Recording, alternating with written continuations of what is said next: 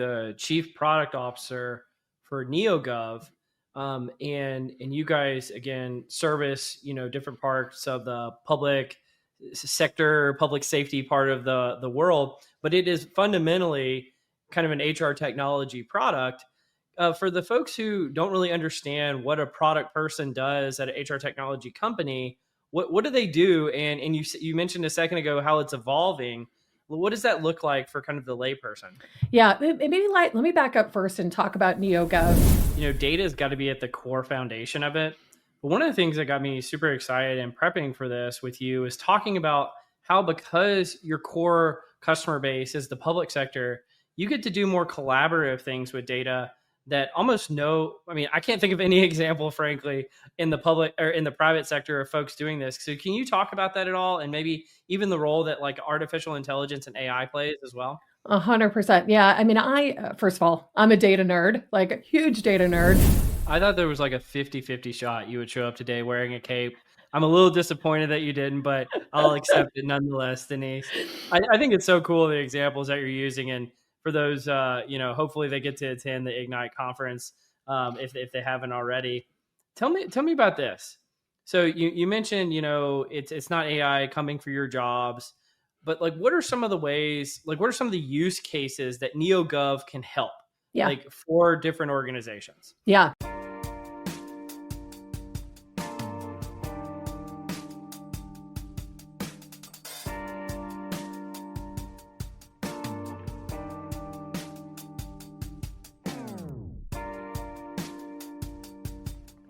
Welcome to Directionally Correct, a people analytics podcast with Cole and Scott, and today's guest, Denise Hemke, Chief Product Officer at NEOGOV, as a part of our HR Tech Voices series. Hey, Directionally Correct fans. This podcast is dedicated to you to help educate and entertain you on how to effectively do people analytics, workforce planning, talent intelligence, behavioral science, and understand the impacts of AI in the workplace. If you're looking to stay connected to the podcast, make sure to subscribe to Directionally Correct Substack newsletter, where you can read Cole's articles or watch the video of the podcast. You can also see video on Spotify or YouTube, or listen to the podcast on your app of choice. Feel free to check out Cole's new book, People Analytics, and everything else that's going on at colenapper.com. As always, all opinions are our own, and thanks for being a listener. Well, Denise, before we start talking about NEOGOV and why I brought you here today, I think you actually have your own podcast. What is that podcast? Can you tell us about it? Yeah, Cole, I don't have entirely my own podcast, but I will say I do podcast for a nonprofit. So that nonprofit is called Products That Count. It's an incredible community. It actually has over 500,000 product people in that community. And so it's this luxury that I have of getting involved with that group.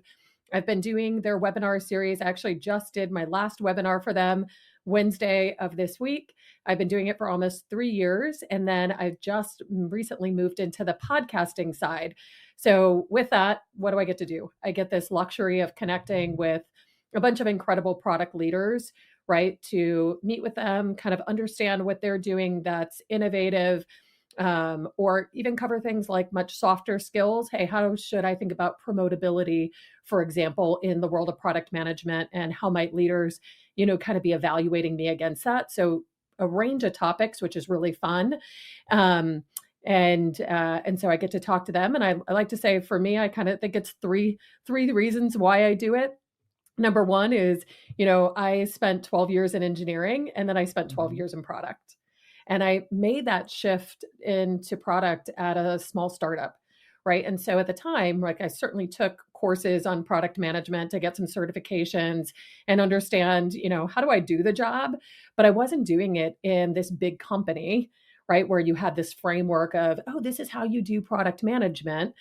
And then the second thing is, frankly, even if you had that framework, I think product management is rapidly evolving. And frankly, I'd say it's still evolving. It's probably another interesting topic. It's just, what is the future of product management? But I think for all those reasons, right, there's not like a structured, curriculum or discipline, or historically there hasn't been in colleges or institutions around it. And so it's this great way to give back to the community. I like to say, from those of us who've kind of felt around in the dark, trying to figure it out, how can we, give it back, pay it forward to others so that they aren't maybe struggling with some of those things. So that's the first reason why I do it. The second reason goes back to this incredible opportunity to network with a bunch of really smart people. And then the third piece I like to say is the forced learning. It's tightly related to the second one, but how many times have you said, "Hey, I'm going to go to, this conference, or I'm going to attend this webinar," and then your life, like your calendar, just takes over, and you don't get to go. They'll send you a recording. You still can't find time to watch the recording. And when you are hosting it, you absolutely have to be present. And so for me, I think it's kind of those three things are the reason that really keeps me doing it, now having been at it at 3 years and wanting to do it, continuously. Absolutely. Well, you are actually the chief product officer for NEOGOV. And you guys, again, service, different parts of the public sector, public safety part of the world, but it is fundamentally kind of an HR technology product. For the folks who don't really understand what a product person does at an HR technology company, what do they do? And you mentioned a second ago how it's evolving. What does that look like for kind of the layperson?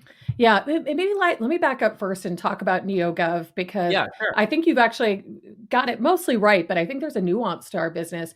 So to the point about NEOGOV, we are, as you said, 100% focused on the public sector.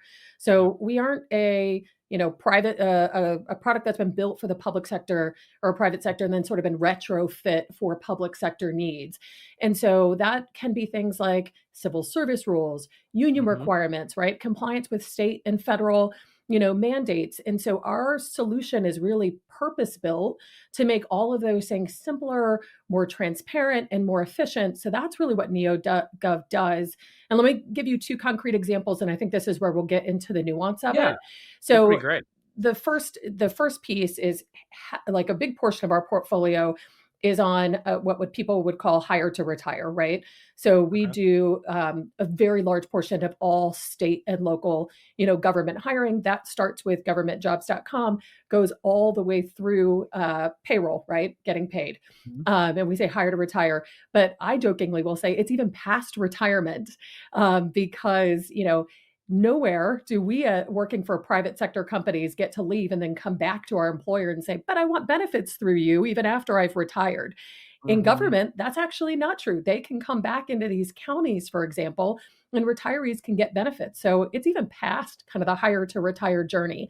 But if we pick on recruiting, which is really where, kind of NEOGOV was born from, is the recruiting side of the house, public sector hiring, it isn't about this idea of move fast and break things, right?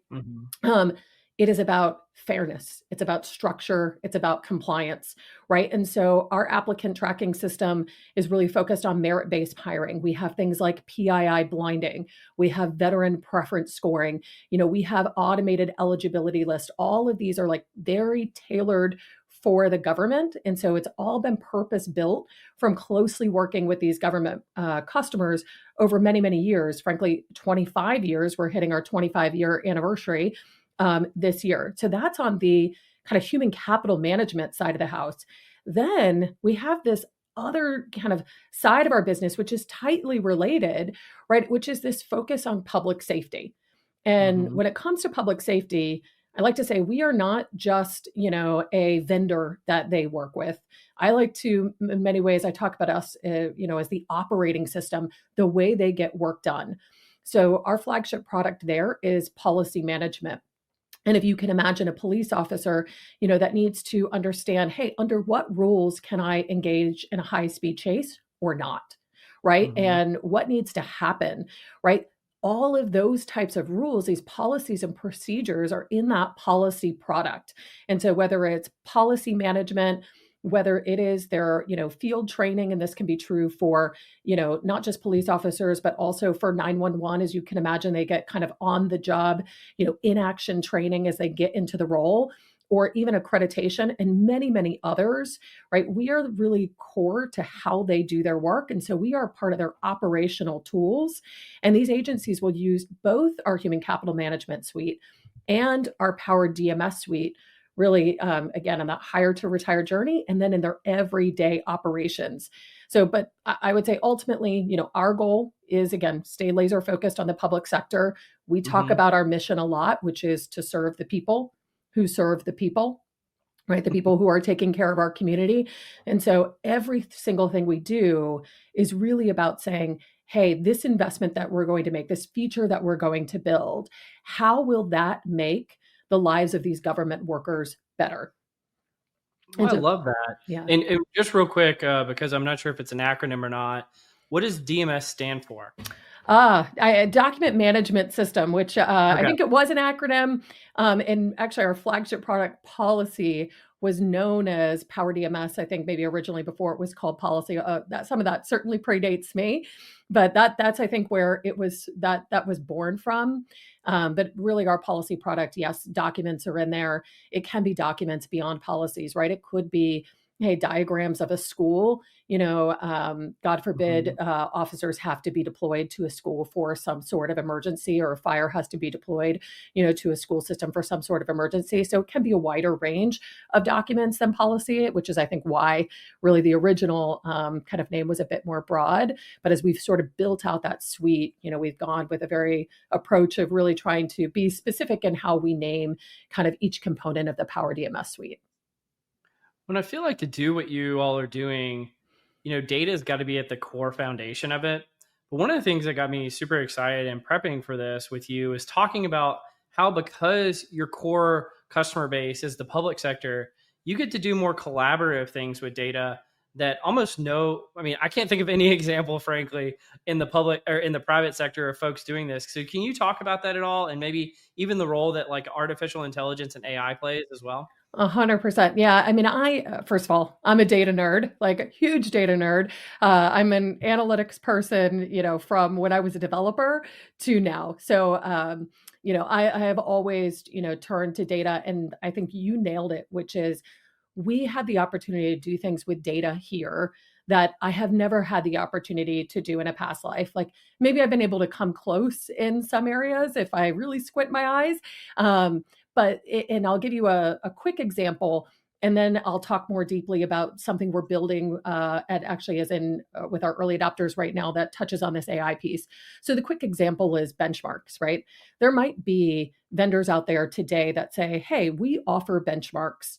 But typically when you think about benchmarks, they have confidentiality thresholds, right? Mm-hmm. I can look at, competitors within my industry, but if I don't have benchmark data for more than 6 competitors, then I can't drill down into those benchmarks, and I can't slice that maybe by other axes.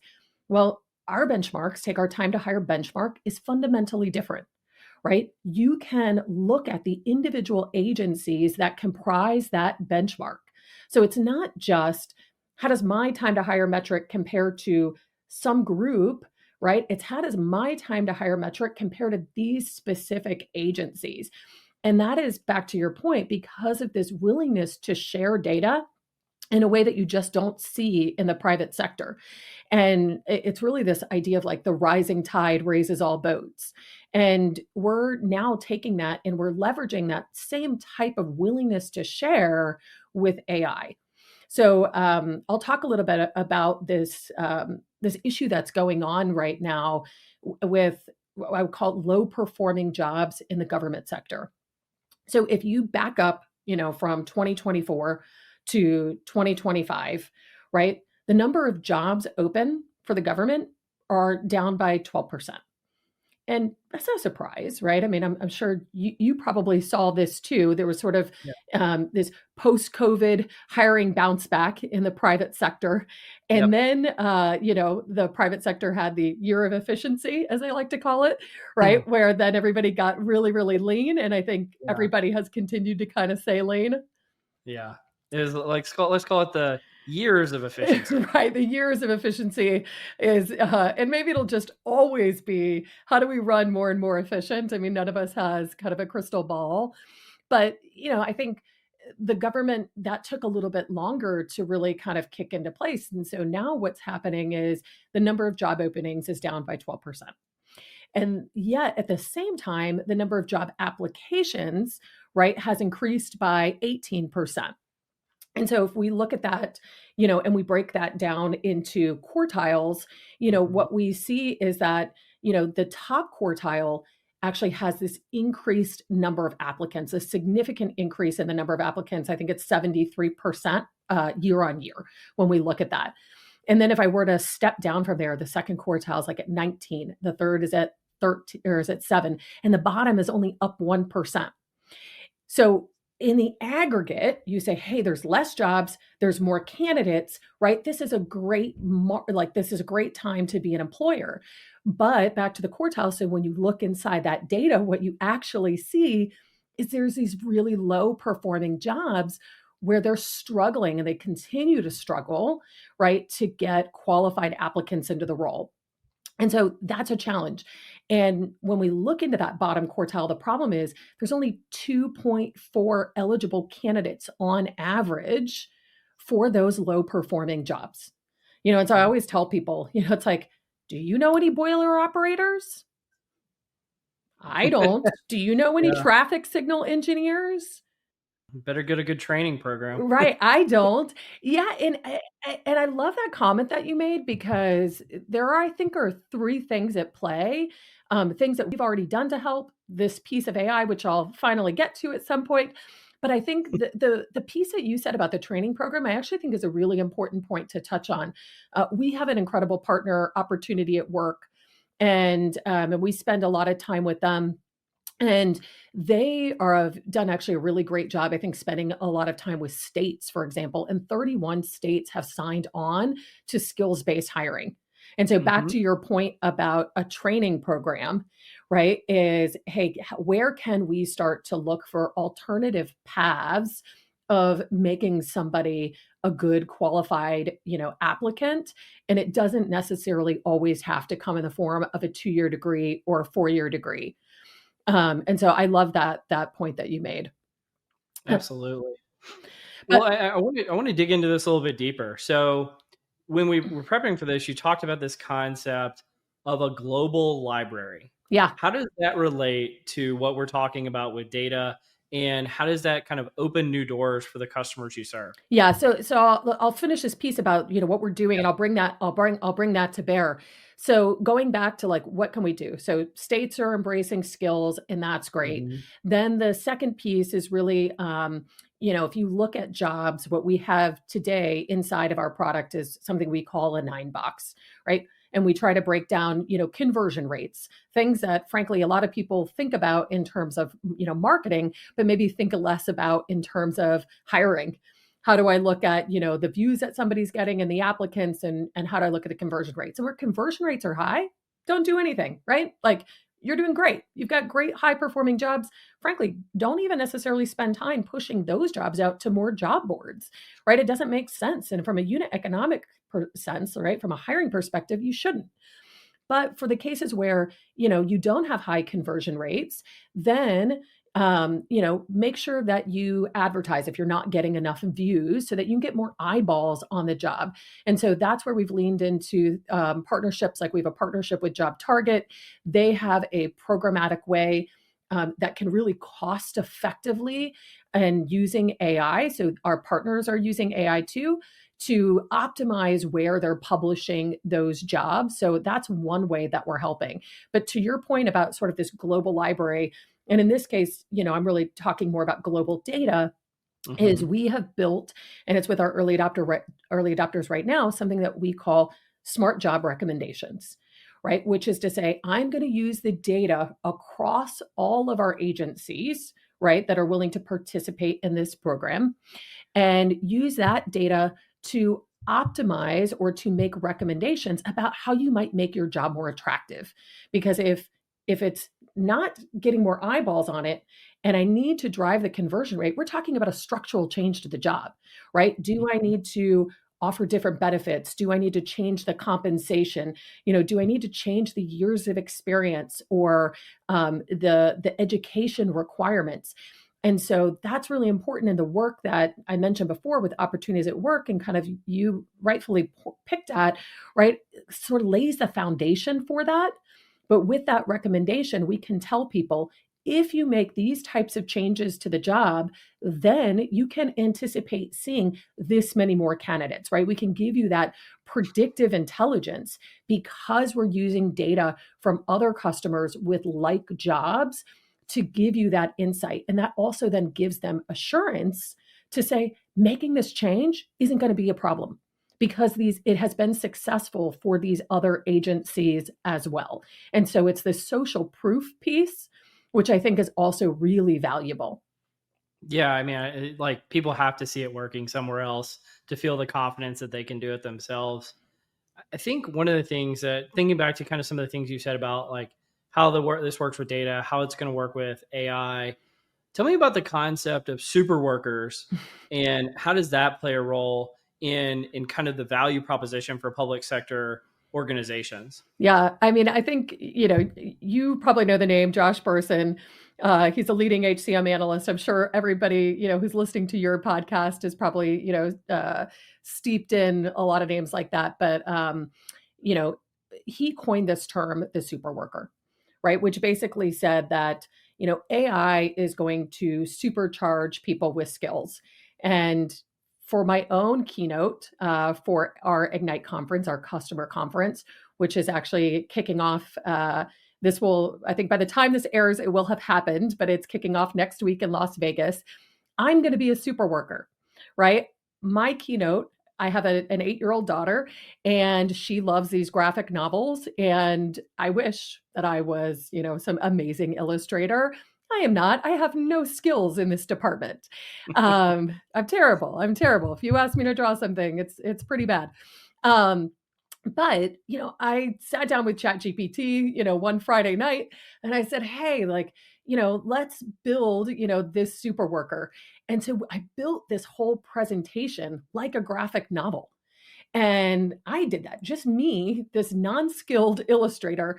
And so this to me is like one of these great examples of how AI gives you these super skills, right? It supercharged me. It made me a super worker.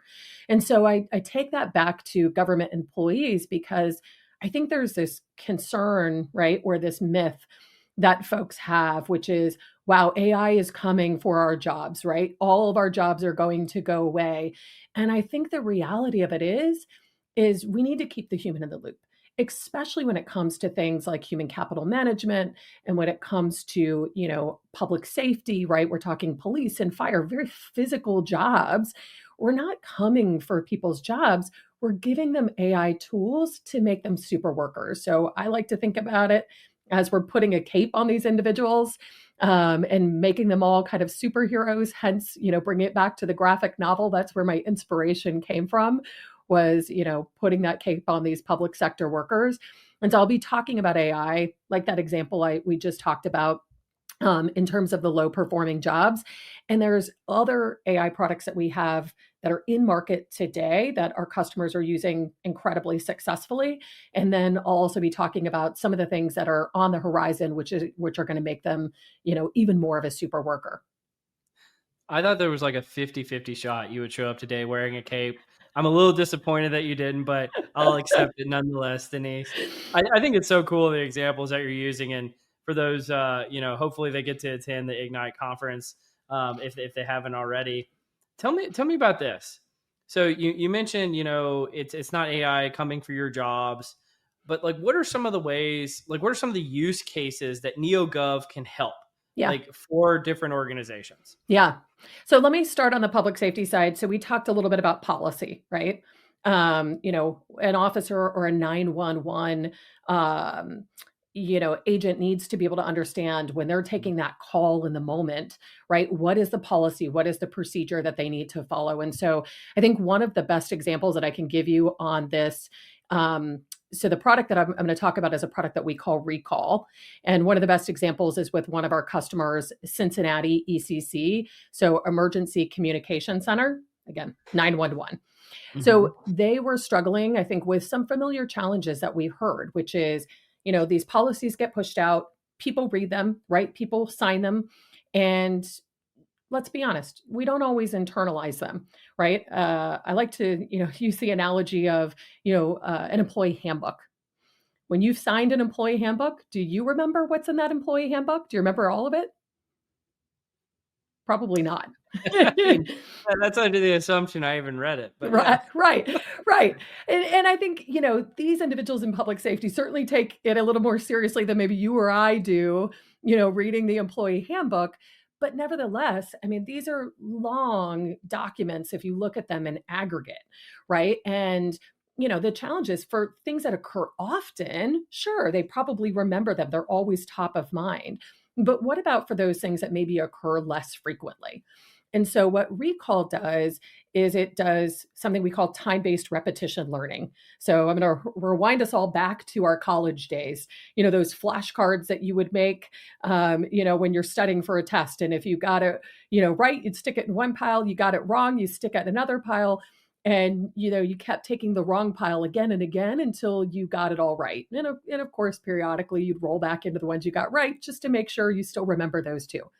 So recall does effectively that same thing, right? It's a dealer's algorithm. We're dealing out, these cards to make sure that people get them right.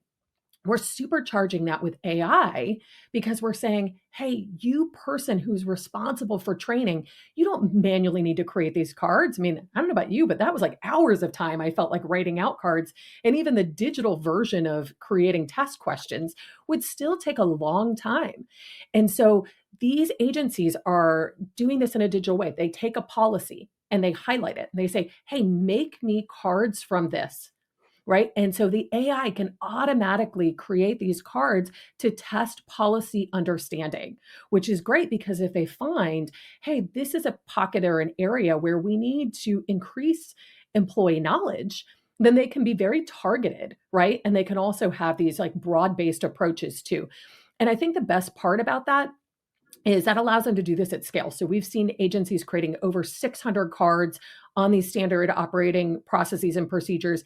And it makes it fun, right? This is, training that I can do in my downtime at work. It's not like I have to step aside like those security awareness kind of or security training classes we all might take annually that take an hour or 2 hours or however long of our time, which it's hard, right? Especially in a place where you need people in seat taking these calls, finding that time is tough.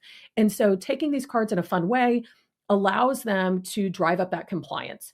And what we saw was in 100 days after using this product, their entire agency increased by 10 percentage points in terms of compliance, right? Or awareness of the policy. And to me, I think that that's really powerful because I'm not talking about you or I went from scoring an 80 to a 90. I'm talking everybody increased by 10%. And so that is really impactful, number one. But I think more impactful is that we saw the outcomes, right? We saw better classification, or they saw better classification of these high-risk calls. Take something like a welfare check. And so everybody was able to become more compliant, to provide better services to our citizens out there through the use of this. And it took minutes versus something that would have historically taken hours. So I think that's one great example that I can talk about of where we're actively helping. No, that's awesome as an example. And I think one of the things you told me is about kind of like the conversational interface and agentic experiences. We hear about these buzzwords a lot. Well, what does that mean in your product? Yeah. So in terms of the conversational interface, I will go back to those policies, right? And these could be policies for HR, but I'll use, the example in policing, right? What do I do when I'm coming up on a hazardous waste spill? Again, hopefully something that occurs pretty infrequently, but probably not something that you maybe know in the policy manual. So yes, we're trying to, get people to learn things through recall, but I like to believe in the belt and suspenders approach. So if educating them, right, with recall is the belt, I'll also take the suspenders, which is, how can I also make those quick answers at their fingertips by giving them access to policy search so that they can, in a conversational way, ask, And it could be something like the hazardous waste bill. It could also be something like, am I allowed to grow a beard? Right? These are things that people in law enforcement want to know, and they want to get answers to those questions. And now they don't need to go to HR or a supervisor or spend cycles. They get those answers fast, and they get them especially in these moments when they need them the most. And so that's one example on the search side. We are certainly moving into the agentic side of the house. We'll be spending a lot of time on that next year. Our first area of concentration on that, though, is back to more kind of classic HR, which is employee and manager self-service experiences, right? These jobs are tough. I have a brother-in-law who's a homicide detective. I have a sister who's a teacher. These jobs are hard jobs. They're emotionally taxing jobs. And the last thing that somebody wants to do is, get into their HR system, try to do something that they don't do very often, right? Maybe they had a life event, they're having a baby, whatever it is. And it's like, oh, how do I go and kind of enter that into the system so that, I can start the leave management process?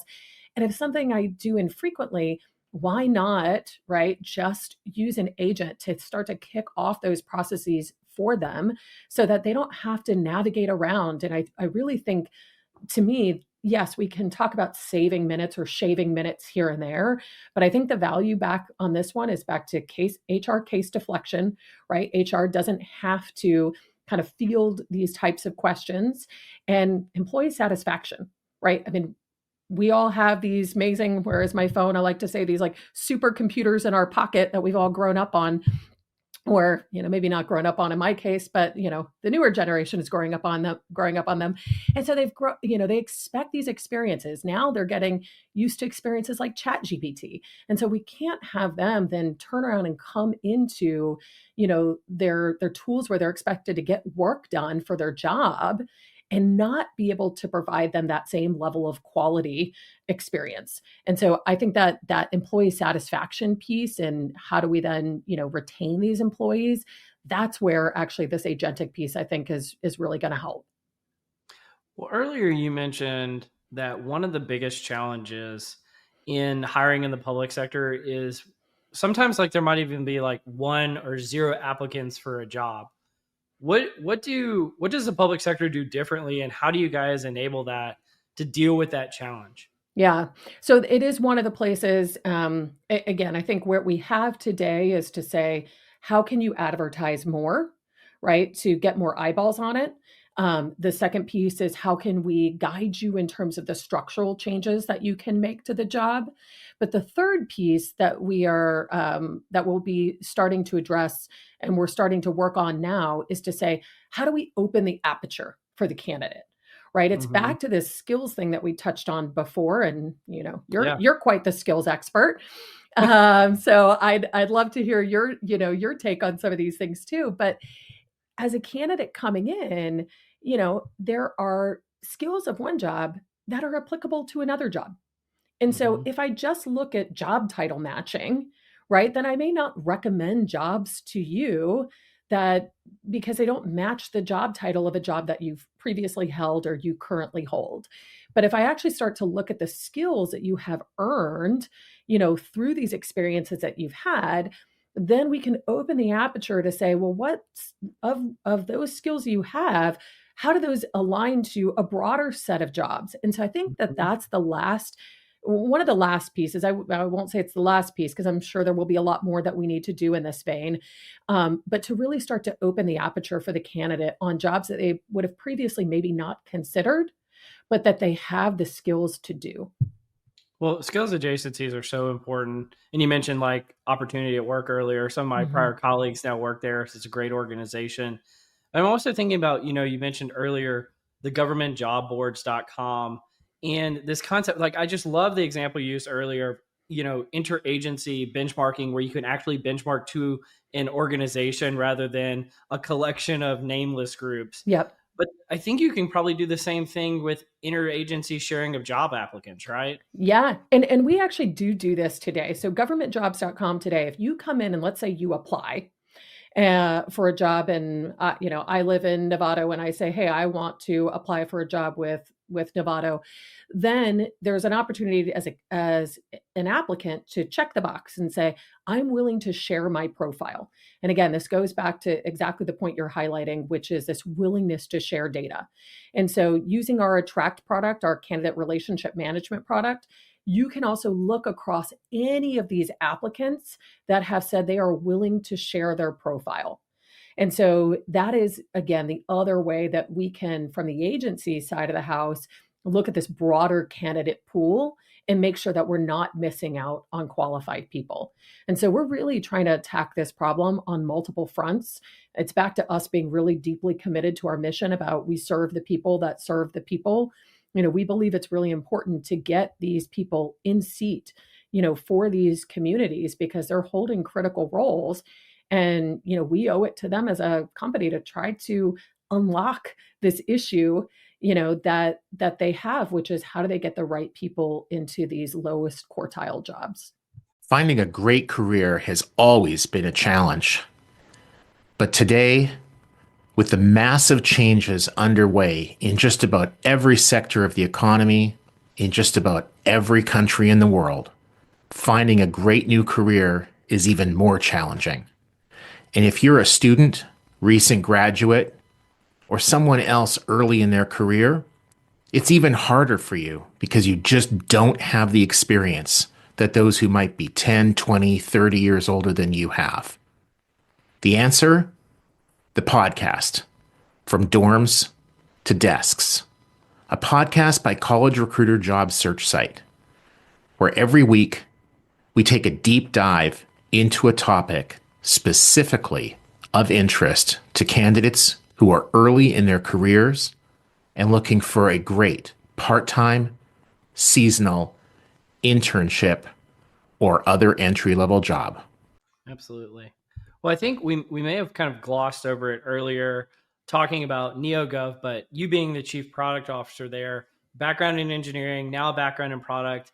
How is that different now in 2025? And how is that evolving as we move forward, like the product function itself? Yeah, it's interesting because I think that product management, there's always been sort of this mix of like technical product managers, people like me that came in from engineering, QA. I was at a conference yesterday and, folks in data science who make that shift to the product managers that I would call, domain experts, right? We have a lot of product managers, who maybe came out of government themselves, for example. And I think no matter whether you are technical or not, I think the core skill of product management, especially in this new day and age, is just, curiosity, right? The other thing I would say is customer obsession. And that's critical, but curiosity. And I think curiosity is going to be more and more critical because of these open questions around how the role is changing. So what do I mean by that? There are product leaders out there today, the CPO for Optimizely, for example, who will say, product management is dead. And that's a strong statement, right? Very provocative. And I think as a product manager, you say, wow, that's kind of terrifying. What's the future of my job going to be, in that world? And Clairvaux is her name. And when you talk to Clairvaux, I had the luxury of interviewing her on that Products That Count podcast. Claire will say, as you unpack that statement, it's not that product management is dead. It's that, she'll describe it maybe as a product builder or an experience builder. When you talk to a lot of CPOs, we haven't converged on the right language, but it is because we are taking AI tools and we are making our product managers super workers. And so I'll even take myself. I personally this year started playing with a product called Lovable, and I played with a product called Bolt, and I played with another one called Replit. We ended up, choosing Replit as our de facto tool of choice. But what does this product do? This product allows you to build product, right, just through a prompt. And, I will jokingly say, despite my background in engineering, nobody wants my code anymore. But I think people would love the results of my prompt. And these tools are still in different stages of Can they actually make, production quality code? Maybe not, but if we fast forward some irrefutable period of time, they certainly will be able to, right? They are on that trajectory, they are on that path. But what they do is they allow product managers to rapidly iterate with real live working prototypes within minutes. Right. And now I can put that in the hands of a customer and say, is this what you mean? And it's not just a screenshot. It's not just me talking about it. It's not a designer that has had to spend this time making this clickable demo to emulate this end-to-end experience. This is something that I can spin up in minutes. And it's so easy, in fact, that my 8-year-old daughter and I did it. Wow. Yeah. So I'm sure that many parents have a chore board, right? We have a chore board on our fridge, and she can earn some hearts. And when she earns hearts, they go into a bank, and then she can cash those in. And so we built an app to do that. And so that actually became my hello world to test, these 3 different applications to say, how good are they? How much control can I get in them? What kind of output do they produce? And so I think that piece of curiosity really is a key skill in product management. I think that you absolutely have to be customer obsessed, but you have to be really curious and willing to get your hands dirty and really play with these types of products. And so, I think that I would say to technical product managers, people like myself, I think the challenge has always been, hey, how do you make sure that you stay in your swim lane and not get into the engineering swim lane and really truly focus on the customer need? And for these, domain experts, the challenge is going to be, get comfortable being uncomfortable, right? Because, you've got to start using these tools. And again, none of us has a crystal ball to say, what is it going to be like in the next 2 to 3 years? But I very much see a world in which product and design and even front-end engineering, parts of this are really converging. And so whether it's experience builder or product builder, there is this path that we are emerging towards. And, I think folks need to embrace it, because if you don't embrace AI, then the person who does, and everybody is saying this, is going to be the person in the seat, because these tools are coming and this is going to be the way that companies can actually really innovate as we go forward. Absolutely. Well, Denise, do you want to join me in Cole's Corner? Yeah, let's do it. Welcome to Cole's Corner.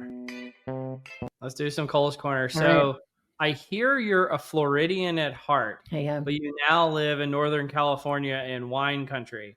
So I want to do some rapid fire with you. What is the best wine in Napa County? Oh, geez. I don't know about the best wine in Napa County, but I'm a bubbles kind of girl. So I like to hit up like a Gloria Ferrier or the Domaine Chandon kind of winery if I'm out this way. I just did that with some friends not too long ago. And what makes it special and unique, and why that one? I mean, I just love the bubbles, but I will also say the views are just stellar, right? The views are just stellar. So if you haven't had the opportunity to go wine tasting, I highly recommend it. Make sure you go to some of these wineries that just have these exceptional views. It's just such a treat to like sit up there, on the mountaintop and stare out over this incredible scenery in the California sun and drink some bubbles. Absolutely. Well, what's the place you've never been to that you most like to go, and why? I want to go to Japan. I think my daughter wants to go for the cherry blossoms. I want to go for the culture and all the sushi. I mean, who doesn't want to go for that? That's a common answer. It's interesting. I think the biggest challenge to me with Japan is just the time zone difference. Yeah. It's so far, like, all of East Asia is kind of suffers from the same problem, in Australia, New Zealand as well. Long flight, big time difference. It just makes it hard to just go over there for a few days. You have to go for an extended period of time. Yeah. But big question. Why do you do what you do? Why do I do what I do? I love people. And I mentioned a little bit about engineering and kind of making the pivot from engineering into product. After I made that pivot, I'll maybe just tell you a little bit of a story. I was at a startup. I was employee number 32 at that startup, and we were around 100 something people. And then we got acquired by Workday. And at the time, they said, hey, you're not going to focus on all those use cases anymore that you've been doing. You're going to focus on a very different set of use cases. We were a big data analytics startup. You're going to focus on people and money, right? Workforce and financials. Such a shift for me. That wasn't, something that most of our customers were doing. I think we had one customer kind of doing workforce type of analytics with our big data product. And I really fell kind of in love with this, challenge of people. I jokingly have said that my career could be called Denise and the Dudes, and that is not a cool band. That is just my life. And it's because I grew up in engineering, and I grew up in engineering in pretty technical areas like monitoring and management and analytics. And even the word analytics, is technically, if you would run it through a lot of these kind of tools that would say, is that more of a male term or a female term? It's more of a male term. And I'm like, wow, well, I'm never going to be able to post a job, to appeal to women if analytics, is a term I can't even use. So knowing my own life's experiences and knowing that, there's just not a lot of women oftentimes in these roles, when I had the opportunity at Workday to launch a product like People Analytics that really looked at, some of the data to say, hey, why might maybe women be leaving an organization? That was really one of the linchpins for me to be doing what I'm doing. I then went from there to a company called Checker, who's a background check company, and background checks are certainly a data problem. That's a very interesting and challenging space. But what I liked most about that job is, to me, getting the background check done is time to first paycheck, right? For many, many people, that really matters because they don't have this, life savings that they can use while they're not in a job that is paying them. And so if I can make that background check faster, it means they can get paid faster. And that is good for them, and it's good for us as a society. And so all of that really led me to NEOGOV, right? Which is where I get this incredible HR platform that is truly purpose-built for the government sector. And I have this incredible public safety suite, part of which we focus on wellness of these officers, which we could talk about certainly. And I can look in the mirror and say, I'm building a business, right? I am satisfying customer needs, but I'm also hopefully making the world a little bit better of a place while I do that.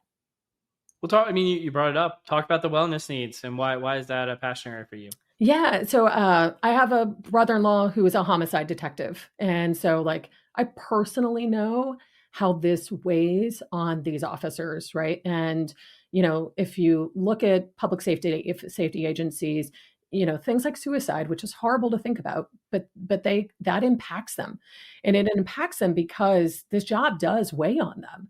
And so one of the products that we have, it's an early intervention product. We call it Power Vitals. Think about vitals like, taking your blood pressure, your heart rate, getting a sense of how you're doing. It's called early intervention, and it's early intervention because we want to make sure that we're getting ahead of issues. If you think about maybe what an officer might go through or a 911 operator, they don't always have the same shift supervisor. So I don't know, hey, Cole, did you go out on a bunch of incidents today that were really, not very traumatic, kind of run the business? Or did you go out on a bunch of incidents today, or one incident today that was really impactful, right? Take something like a school shooting, right? A very serious topic. An officer could be dispatched to that. Imagine that officer is a parent, which makes that even more traumatic for them. And not even because their own kids are at the school, but it's just more that you feel, right, for what is happening. We are all humans. And, if you go out to this, expected school shooting or reported school shooting, you could disarm the shooter, right? And everything could turn out just fine. And that's still, I would say, is probably a low trauma score, because just your blood pressure going up and even talking about it, I feel like my blood pressure raises. It's a lot to think about. And then there's the other extreme, which could be a worst case scenario, right? Where you go out and something really horrible did happen. And I think a lot of times we think about the victims of those shootings, and we should, that the victims, the community, all those people are really impacted. But I think sometimes we fail to think about those officers. And so what we do is we actually use AI to score what we CAD notes. So CAD is computer automated dispatch, right? It's the notes when you call the 911 operator that they take about the event. And so we've worked with clinicians, and we've worked with subject matter experts, like officers, who have done this in the field. And we have trained our model to score these computer automated dispatch notes so that we can look at the cumulative trauma score that they have undergone, right? Did I go out to that school shooting, right? And it was the worst case scenario. That's high trauma.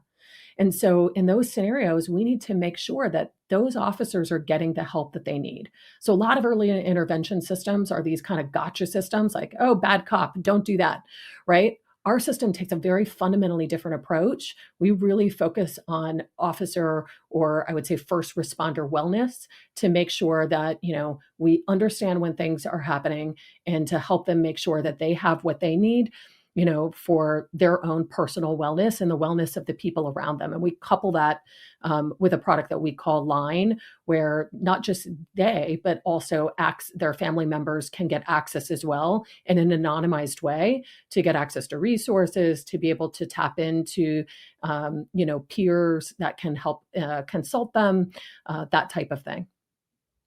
All right, I've got one last big question for you. All right. So you're a product person now, at least. Mm-hmm. And what is the most difficult part about starting, like building a product from scratch? So it's just a white sheet of paper, there's nothing there, and then going to having a successful product. And like, what are your hacks for going, getting past that just blank sheet of paper stage to building something that's successful? Yeah. I mean, I think one of the hardest things is making sure that you just don't go out and just build what already exists in the market, right? How is what you're going to offer different? And so to me, I think the hack is go spend a lot of time with the people who are going to use your product. I know that I feel like I'm stating the obvious, but I think that this is a step, that people often miss, like immerse yourself in it. If you can shadow somebody doing that job, I feel like, I've gotten a lot of insight around public safety because I've done ride-alongs, because I've been in the 911 centers. I'm not a public safety person. I've only been in this role for a year and a half, but I've had to really immerse myself in this community so that, I can really internalize what is it that these individuals need, right? And I would say product people need to immerse themselves in the needs of their users, like really, and this, I love that word, obsess about it, right? It needs to be the thing that, keeps you up at night, which is like, I don't know them well enough. How can I know them more? How can I know like the nuances of their jobs so that I can build the thing that is best for them and is also differentiated from what they can get today in the market? Because if they aren't using those tools today, and they're willing to consider using, or they're using a tool, but they're willing to consider switching to your tool, it must be because you are doing something different and better. And so I think that that is probably the most critical advice, that I would give to somebody. So that is really stellar. And Denise, I have really appreciated getting to know you, not only as a human being, but getting to learn about all the really cool work you guys are doing at NEOGOV. Before we wrap up, any final words you want to share with the audience? I guess I would just say, for those of you that didn't get to attend Ignite Live, if you are listening to this, please get out there, listen to the material. I think that you will find, and hopefully you learned a lot today in terms of what NEOGOV is doing, but our goal is really to serve the people who serve the people. And then also, I'd love to connect with you on LinkedIn. And I'm talking about your audience. If this is something that they're passionate about too, this is how I get steeped in the needs of our users, is to make sure that I'm constantly, reaching out and connecting with people that we aren't serving today or people that we serve today, but I can do more to serve them even better. Yeah.